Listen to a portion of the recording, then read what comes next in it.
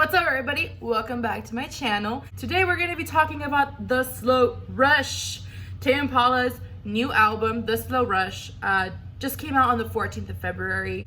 If you guys don't know who Tame Impala is Kevin Parker's project, meaning that he writes, records, produces, and mixes all of his music. His music really helped me get through a lot of the stuff that I was going through.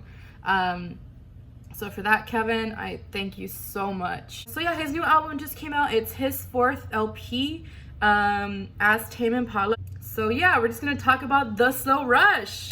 Okay, so before I do get started, I do have a quick disclaimer.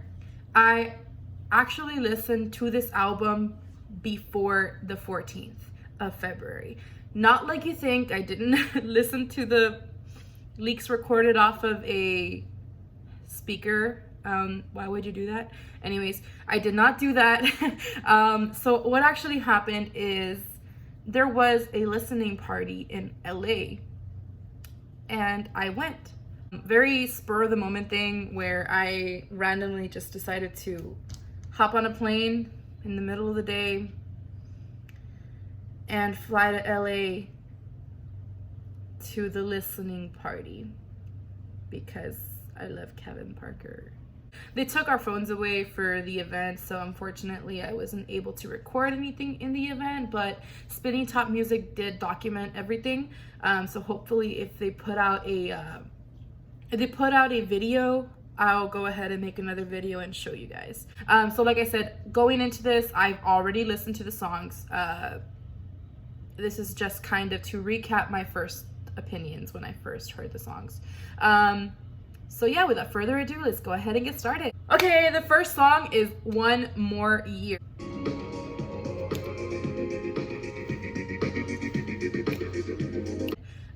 This one song, One More Year, I think it was a really good way to start the album.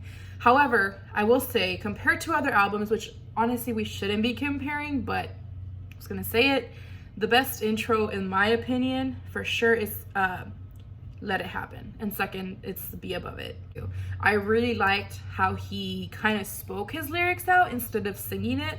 The first time that I heard it, when he was like 1 year, I was like, what? But it is an acquired sound, I guess. Now that I hear it, I'm like, okay, that I know what he's trying to get. So good job on that, Kevin. Good job. The next song is Instant Destiny.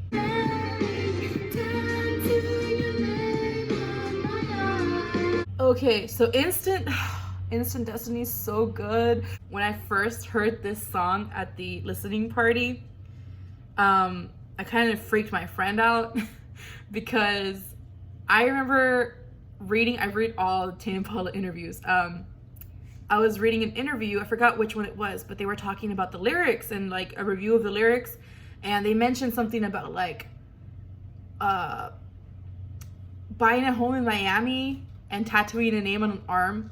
And when I heard it the first time, I was like, oh my god, this is the song about the house in Miami and the tattoos of the arms. And I was like, tattoo your name on my arm.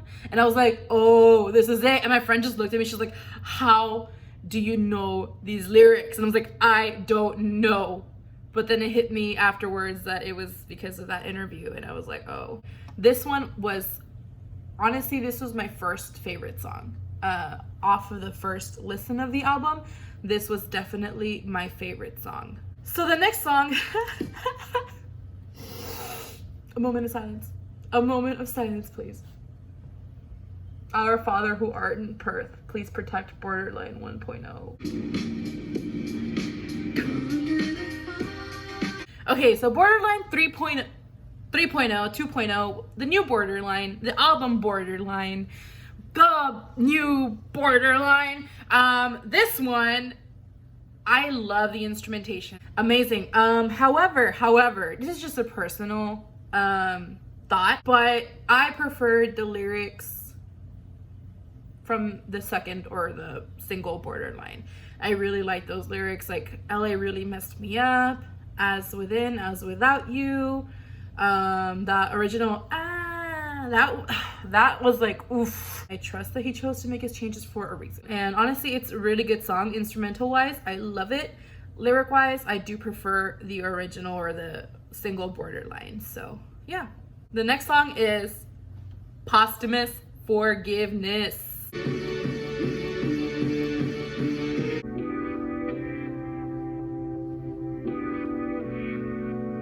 This is the most beautiful thing ever. I still have my dad around. I can't really connect to, I can't really connect it on a real life situation, but I understood his story and what he was trying to say by the first half being like very oof in your face, angry. And then the second part was just like after the storm, once it's all calmed down, once you let all that rage out, then you can begin to grieve and, do the normal human process of losing somebody. All right, so the next song is Breathe Deeper. Oh my god, this song is so good. It's so good. I love this song. Everything about it is perfect. You think it's gonna end, but it doesn't, and then it does, and then it doesn't. I love this song. I have no words for it other than if you haven't heard it, you have to go hear it right now. I would say it's definitely one of Tame Impala's most dancey songs. In my opinion, I think it's more dancey than like the Less and Know the Better. The next song is Tomorrow's Dust. Oh my god, Tomorrow's Dust. When I heard this, and I realized that it was a trailer song, I completely lost my marbles. All the Dungas like went out of the room.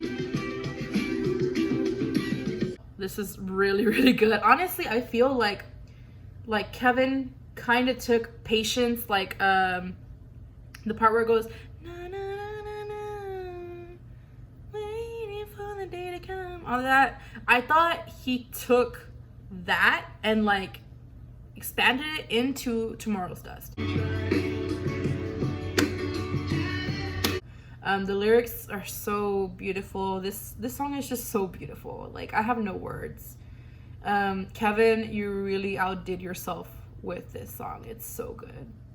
The next song is Lost in Yesterday. I really enjoyed Lost in Yesterday when it came out. A lot of people were saying that it sounded like Michael Jackson. I don't hear it at all. When this song came out, I really thoroughly enjoyed it. It was really good. It was like an offbeat. I think Mercurio #6, one of the people that reviewed this, also mentioned that it was like on an offbeat, kind of threw the song around in very interesting places. Yeah, moving on to the next song. Is It True is my favorite song off of this album. It's not my favorite song of all time. My favorite song of all time is Endors-toi.